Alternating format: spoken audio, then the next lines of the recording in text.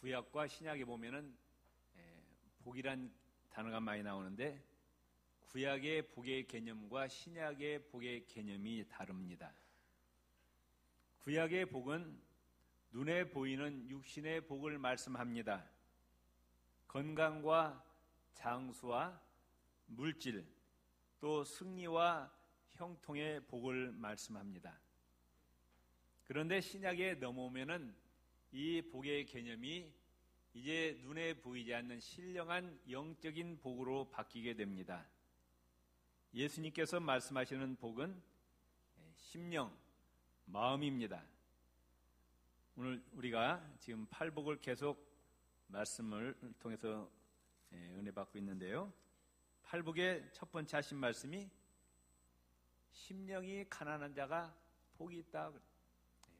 돈이 많은 자가 복이 있다. 권력이 많은 자가 복이 있다.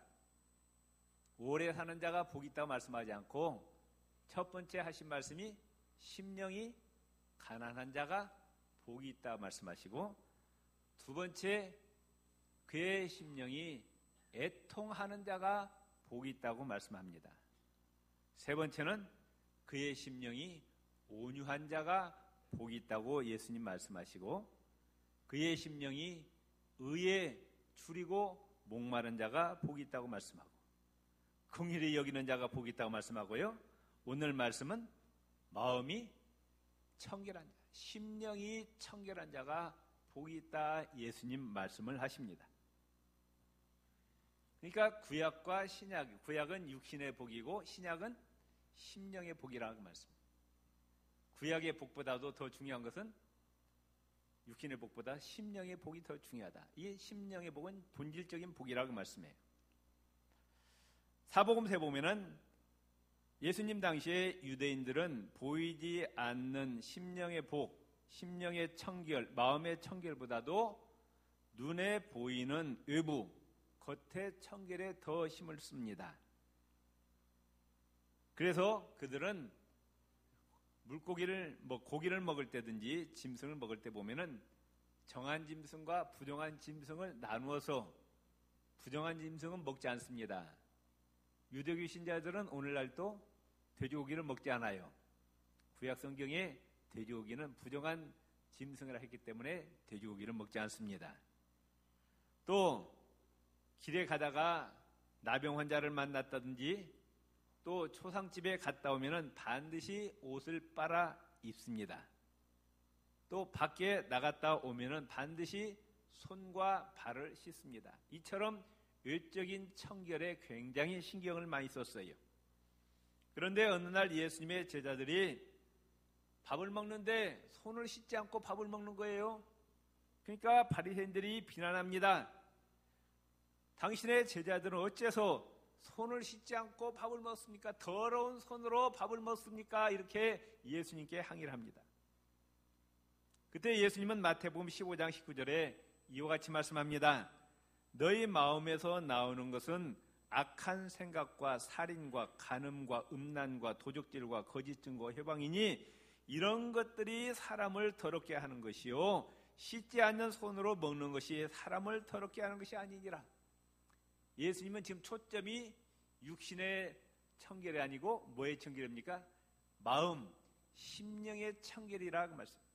손 씻지 않는 손으로 먹는다고 그들의 심령이 더러워지는 것이 아니라 너의 마음속에 나오는 악한 생각, 살인, 간음, 음란 이런 더러운 것들이 그 사람의 심령을 더럽게 한다. 이렇게 예수님께서 말씀을 하십니다. 또 예수님께서 바리새인들, 서기관들을 책망하실 때 뭐라고 하느냐? 회칠한 무덤이라고 엄하게 책망하십니다. 우리나라는 그렇지 않지만은 서양 사람들 보면은 이제 시신을 관에 넣고 마지막으로 닫기 전에 뭐예요? 그 시신의 얼굴에다가 화장을 합니다. 연지 곤지 뭐 다 이렇게 이쁘게 해놔요. 뭐 어째 시체인데 뭐 그런 거 하는지 이해가 되지 않지만은 그 사람들은 시신 얼굴에다 화장도 하고 뭣도 바르고 그런다고 말씀해요. 그런 것처럼 유대인들은 그 무덤 바깥에다가 얼룩덜룩 예쁘게 그림도 그리고 이렇게 예쁘게 해요. 근데 겉으로 보면 예쁠지라도 그 안에는 뭐가 있어요? 썩어서 냄새나는 송장이 있다고 말씀. 예수님께서 바리새인과 서기관들을 향해서 너희들이 바로 회칠한 무덤이다. 겉으로는 깨끗한 것, 청결한 것 같지만 너희 속 심령은 썩어서 냄새나는 송장이 가득하다. 이렇게 예수님께서 아주 그냥 무섭게 책망을 하시는 장면이 나옵니다. 사무엘상 16장 7절을 보면은 답시다. 사람은 외모를 보거니와 나 여호와는 중심을 보느니라. 사람이 우리가 옆 사람을 평가할 때 그 사람의 외모, 그 사람의 사회적인 지위, 그 사람이 가지고 있는 재산, 가지고 있는 재능, 이런 것들로 사람을 평가한다고. 근데 하나님은 뭘 보시느냐? 그 사람의 중심을 보신다. 영이신 하나님은 그 사람 마음이 청결한지 청결하지 않는지 그걸 보신다. 그 말씀이에요. 자, 우리 마음이 왜 청결해야 되느냐? 영이신 하나님과 영적인 교제를 나누기 위해서입니다. 히브리서 12장 14절을 보면은 모든 사람으로 더불어 화평함과 거룩함을 좇으라. 이것이 없이는 아무도 주를 보지 못하리라. 거룩해야, 그 심령이 거룩해야, 청결해야 하나님을 볼 수가 있다. 영이신 하나님과 교제할 수 있다. 우리의 육신이 하나님과 교제하는 것이 아니라 영이신 하나님은 우리 안에 있는 속사람 심령과 교제한다. 그런데 더러운 심령으로는 하나님과 교제할 수가 없다. 그 말씀입니다.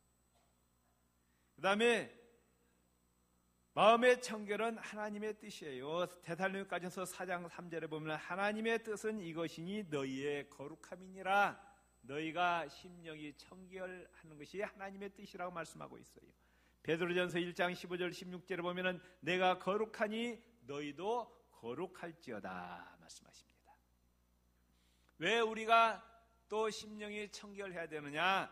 하나님 나라에 들어가기 위해서입니다. 고린도전서 6장 9절에 불의한 자가 하나님의 나라를 유업으로 받지 못할 줄 알지 못하느냐? 불의한 자는 천국에 들어갈 수가 없다 말씀. 미혹을 받지 말라. 음란하는 자나 우상 숭배하는 자나 간음하는 자나 탐색하는 자나 술 취하는 자나 후욕하는 자나 토색하는 자들은 하나님의 나라를 유업으로 받지 못하리라. 더러운 자는 천국에 들어갈 수가 없다. 그렇게 말씀하고 계셔요. 그리고 청결한 마음은 뭐냐? 청결함은 첫째, 그 심령 가운데 더러움이 없는 거예요. 하나님이 원래 주신 마음, 어린아이와 같은 마음, 겉과 속이 다르지 않는 마음. 애들은 있는 그대로 표현하잖아요. 어른은 어때요? 겉과 속이 같아야 틀려요. 속으로 미워도 겉으로는 어떻게 해요? 친한 채 웃은다고 말씀. 겉하고 속이 달라요. 그것이 아니라 겉과 속이 같다고 말씀해요. 정직합니다. 순진합니다. 진실합니다. 구부러진 것이 없습니다. 어둠이 없어요. 착하고 맑은 마음입니다. 또 나누어짐이 없는 마음입니다. 청결한 마음. 청결이라는 말은 카다로스라 그러는데 그 마음이 깨끗하여 오염되지 않는 순수한 상태입니다. 세상과 죄악에 물들지 않는 깨끗한 상태, 복합적, 의식적인 마음이 아닌 단순한 마음의 소유자를 가리킵니다. 그러니까 마음이 청결한 자는 거짓과 위선이 없는 진실한 마음으로 생각하고 말하고 진실한 마음으로 행동하는 자입니다. 시편 119편 2절에 보면은 여호와의 증거를 지키고 전심으로 여호와를 구하는 자가 복이 있도다. 전심으로라는 말은 나누어지지 않는 한 마음으로 주님을 따르는 마음입니다. 무슨 말이냐? 한쪽으로는 하나님을 사랑하고 한쪽을 세상을 사랑하는 나누어진 마음이 아니라 온전히 누구만을 사랑하는 마음? 하나님만을 사랑하는 마음이 바로 청결한 마음이에요. 전심으로 주님을 찾는 마음. 다윗은 인간적인 많은 실수가 있었습니다. 참으로 끔찍한 죄도 많이 지었어요. 그럼에도 불구하고 하나님께서는 다윗을 향해서 내 마음에 합한 자라 이렇게 말씀하고 있어요. 왜 그러냐? 다윗은 오직 한 마음으로 하나님을 찾았기 때문입니다. 다윗은 절대로 우상을 섬기지 아니했습니다. 오직 여호와 하나님만을 찾았습니다. 이 청결한 마음은 바로 우리 주 예수 그리스도의 마음입니다. 히브리 기자는 예수님을 가리켜서 악이 없고 더러움이 없는 마음을 가지신 분이시다. 예수님의 마음엔 그 심령이 악이 없어요. 더러움이 없어요. 청결한 마음, 이 마음이 바로 예수 그리스도의 마음이라. 그럼 우리가 어떻게 예수님을 닮을 수가 있느냐? 에스겔서 36장 26절에 보면은 새 영을 너희 속에 두고 새 마음을 너희에게 주되 말씀하셨어요. 우리가 주님 앞에 나와서 더러운 마음을 토해버리고 예수 그리스도를 영접하는 순간 우리 예수님께서 우리 속에 새로운 마음을 주십니다. 예수님의 마음을 주신다. 또한 청결한 마음은 죄를 미워하는 마음입니다. 죄악이 제거된 마음입니다. 다니엘서 1장에 보면은 그런 말씀이 나와요. 다니엘이 뜻을 정해서 하나님을 섬겼다, 그런 말씀이 나와요. 뜻을 정했다, 뭐냐? 나는 오직 하나님만 섬기고 하나님의 말씀대로 순종하지 절대로 우상 섬기고 죄를 짓지 않기로 작정했다, 이런 뜻입니다. 이제 다니엘과 그 세 친구 사드락, 메삭, 아벳느고가 유다 나라가 망했습니다. 그래서 바벨론 나라로 포로로 끌려왔습니다. 이 바벨론은 여호와 하나님을 섬기는 나라가 아닙니다. 우상을 섬기는 나라입니다. 그런 문화와 풍토 속에 살면서도 나는 이 사람들처럼 우상 섬기지 않고 죄악에 물들지 않고 오직 여호와 하나님을 섬기고 하나님 뜻대로 순종하게 살겠습니다. 이것이 바로 청결한 마음이에요. 엊그저께 인터넷 들어가 보니까 그 제주도 지사가 원희룡 지사죠. 그 형님이 원희종 목사님이라고 우리 교회에서 부목사 하셨어요. 근데 그 동생이 이제 원희룡 제주도 지사 머리가 참 좋아가지고 제주도 출신으로 서울대학교 수석으로 들어갔잖아요. 사법고시도 수석으로 합격하고 머리가 대단히 좋으신. 근데 아버지가 장로님이요. 근데 이제 제주도 도지사는 1년에 한 번씩 산신제를 드려요. 산신제. 근데 이 원희룡 지사가 선언했어요. 나는 절대로 산신제 안 한다. 나는 여호와 하나님을 섬기지 나는 절대로 산신제 안 한다. 제주도가 발칵 뒤집어 버렸어요. 아니 다른 지사들은 다 하는데 당신이 뭔데 왜 산신제 안 하냐? 난 제주도 지사 그만뒀지 내가 이 하나님에 대한 신앙을 버릴 수 없다. 아주 마음이 쏙 들더라고요. 하나님이 더 크게 사용하실 줄로 믿습니다. 이런 마음이 바로 청결한 마음이라고 말씀해요. 그의 심령 가운데 오직 하나님으로 충만한 마음. 아멘. 그 아버지가 장로님이신데 아주 자식들 신앙교육을 잘 시켰더라고요. 여러분의 자녀들도 이렇게 교육시키셔. 절대로 하나님에는 우상 섬기지 말라고. 하나님 말씀에 순종하라고 교육을 철저하게 시키시기를 바랍니다. 아멘. 주일날에는 반드시 어디 가라? 학원 가라? 교회 가라? 교회 가서 하나님을 예배하라고 자식들 아멘. 교육시키시라고 손자 손녀들 아멘. 그래 하나님이 여러분 가정에 복을 주시는 거예요. 그다음에 어떤 마음이 청결한 마음이냐? 비겁하고 무능력한 군인들을 빼버린 정예 군대에 사용되는 단어입니다. 기드온이 군사를 모집하니까 32,000명이 왔어요. 기드온은 군사의 자질이 모자란 자를 다 집으로 돌려보냈습니다. 마지막에 300명이 남았습니다. 정병이었어요. 즉 예수 그리스도의 정병으로 예수님의 정신과 예수님의 말씀으로 충만한 알짜 신앙의 마음, 그 마음이 청결한 마음이라. 그 심령 가운데 하나님 말씀으로 충만하고 성령으로 충만한 그 심령이 바로 청결한 마음이라고 말씀. 또 이 청결한 단어는 어디에다 사용하느냐? 순수한 우유, 순수한 포도주, 또 순금, 물을 타지 아니한 순수한 우유, 순수한 포도주, 합금되지 않은 순금에 사용되는 단어가 이 청결한 단어입니다. 그러니까 하나님을 향한 그 마음 가운데 세상 것 더러운 것이 섞이지 않는 마음이라고 말씀해요. 잡동사니가 없는 순수한 마음, 이런 심령, 청결한 심령을 가진 자가 복이 있다, 예수님께서 말씀하셨어요. 그러면 우리가 어떻게 청결한 마음을 얻을 수가 있느냐? 예수 그리스도의 보혈을 의지할 때, 예수님의 십자가 보혈을 씻김받을 때 우리의 심령이 청결해집니다. 어느 교회학교 교사가 분방 공부 시간에 자기 반 학생들에게 이렇게 이야기합니다. 얘들아, 하나님은 모든 걸 다 보고 계신다. 하나님께는 아무것도 숨길 것이 없단다 했더니 한 꼬마가 손을 벌쩍 든더니 이렇게 얘기해요. 선생님, 아니에요. 하나님께서 보실 수 없는 거 하나가 있어요. 꼬마가 그러는 거예요. 그러니까 교회학교 선생님이 깜짝 놀라면서 그게 무엇인데요? 그랬더니 이 꼬마가 이야기하기가 뭐라고 얘기하느냐? 예수님 십자가 보혈 아래 있는 내 죄는 볼 수가 없어요. 그러더래. 아멘? 참 놀라운 일. 어때 꼬마 입에서 그런 얘기가 나오냐? 나는 죄가 많지만은 예수님의 십자가 보혈 아래에 있는 내 죄는 하나님이 보실 수가 없다. 아멘. 우리가 성막 공부했지만 지성소에 가면은 법궤가 있습니다. 그 안에는 인간의 죄투성이가 있어요. 그런데 법궤에 속죄소가 있잖아요. 거기다가 제사장이 뭘 가지고 들어갑니까? 양의 피를 가지고 들어가서 그걸 덮어버려요. 그러면 하나님이 위에서 볼 때 그 피 때문에 밑에 있는 죄는 보지 않는 것처럼 우리가 죄악투성으로 많이 더럽혀 있지만은 우리가 예수님의 십자가 보혈을 의지할 때 그 십자가 보혈로 우리가 정결케 되고 하나님이 용서해 주심을 믿으시기를 바랍니다.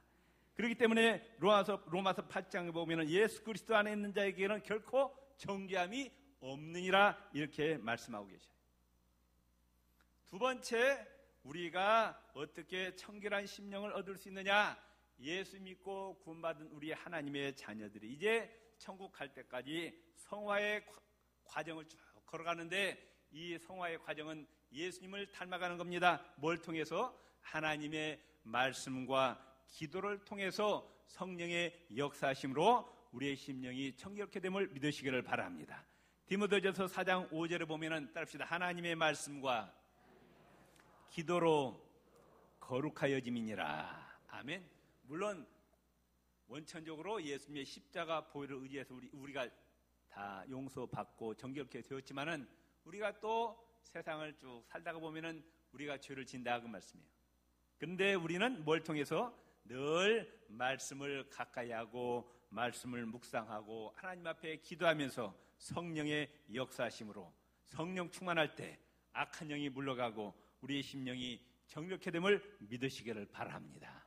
그래서 우리가 청결한 심령을 유지하기 위해서 늘 하루 1시간씩 30분씩 2시간씩 하나님 앞에 무릎 꿇고 말씀을 보고 기도하는 시간을 가지시기를 바랍니다. 그럴 때 우리의 심령이 청결케 된다 그 말씀. 이와 같이 마음이 청결한 자는 어떠한 삶을 살게 되느냐? 자기를 지켜요. 세속에 물들지 않도록, 죄에 물들지 않도록 자기를 지킨다 그 말씀.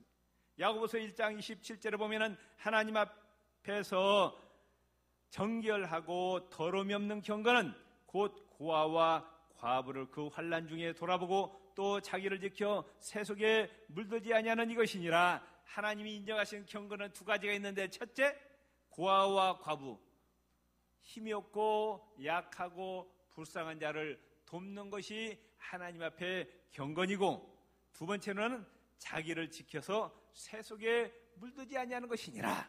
아멘. 세상 사람들이 다 이리 간다고 그냥 따라가지 말고 그 방향이 성경에 비추어서 성경의 말씀에 맞으면은 가지만은 성경 말씀에 아니면 아니라 그래. 나 혼자 갈지라도 나는 하나님 말씀대로 따라가는 거예요. 아멘. 참 우리나라 요즘 부끄러워요. 해군 참모총장이 둘이 다 구속되었어요. 별들이 우수수 떨어집니다. 우리나라 전반적으로 다 부정부패가 만연되어 있어요. 그들이 마음속에 이런 생각이 있는지 몰라요. 대통령도 해먹는데 나라고 못 해먹냐 뭐 그런 생각인지 몰라요. 세상 사람들이 나만 깨끗해 다 더러운데. 마태복음 7장 보면 많은 사람들이 넓은 길로 가는데 그 길은 멸망이라고 말씀하고 있어요. 좁은 길로 가는 사람은 적지만 그 마지막은 영생이라고 말씀하고 있습니다. 아멘. 우리는 좁은 길로 걸어갔어요. 하나님의 말씀대로 사시길 바랍니다. 세상 풍조에 따르지 마세요. 아멘. 자기를 지켜야 돼요. 세상으로부터, 세속의 풍조로부터, 죄악으로부터 내 자신을 지키는 것이 바로 청결한 삶이라고 말씀해요. 예레미야 4장 14절에 보면은 예루살렘아 내 마음의 악을 씻어버리라 그래요. 그리하면 구원을 얻으리라. 내 악한 생각이 내 속에 얼마나 머물러 있겠느냐. 우리 심령 가운데 악한 생각을 다 버리는 것이 청결한 자의 삶이라. 그래서 성령의 역사로 말미암아 하나님의 진리의 말씀에 순종합니다.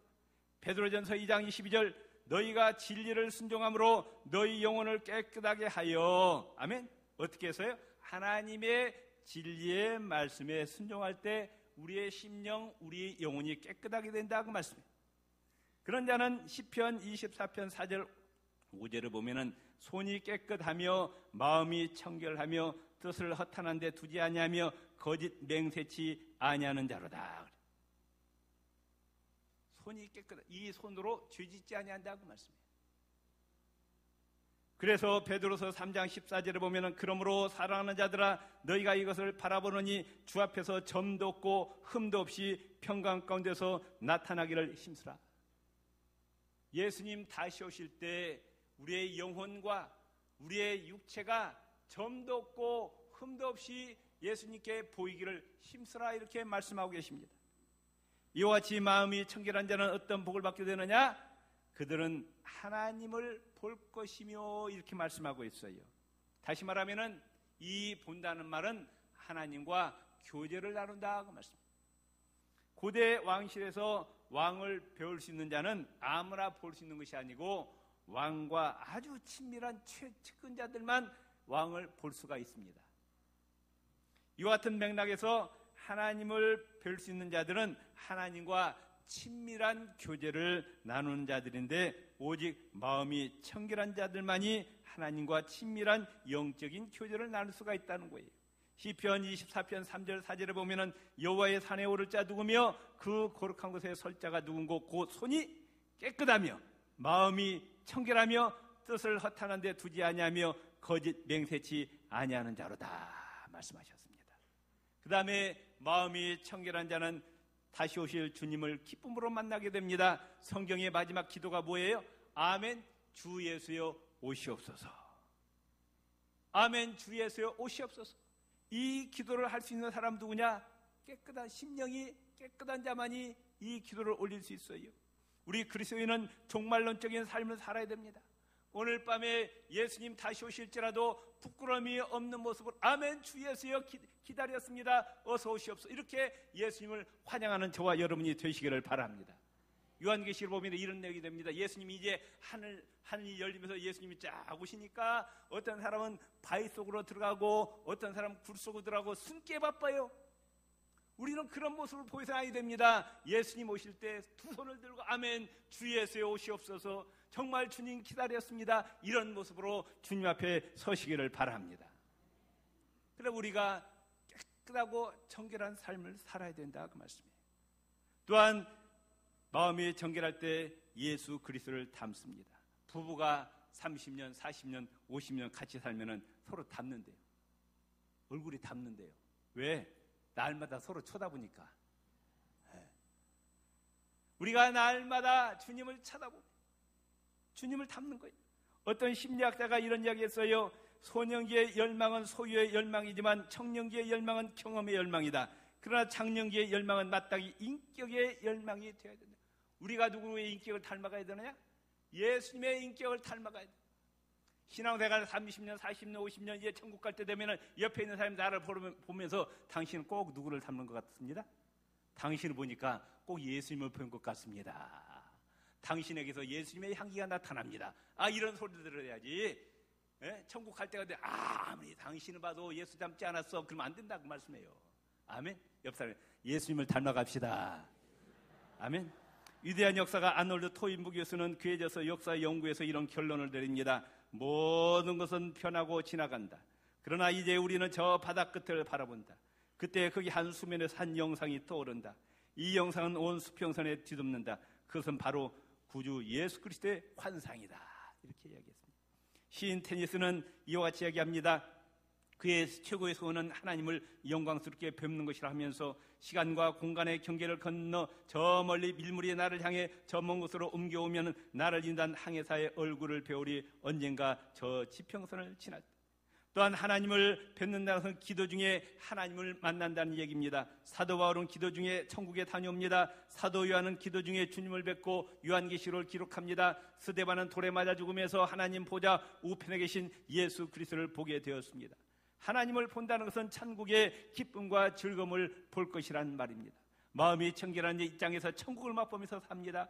근심이 없습니다. 불안이 없습니다. 두려움과 공포가 없습니다. 그 얼굴은 기쁨과 소망이 가득 찹니다. 그 입에서는 찬송과 기도가 감사가 넘쳐납니다. 그의 얼굴은 천사의 얼굴과 같습니다. 마음이 청결한 사람으로부터 신뢰를 받습니다. 칭찬을 받습니다. 사랑을 받습니다. 거짓이 없이 진실하시기 때문입니다.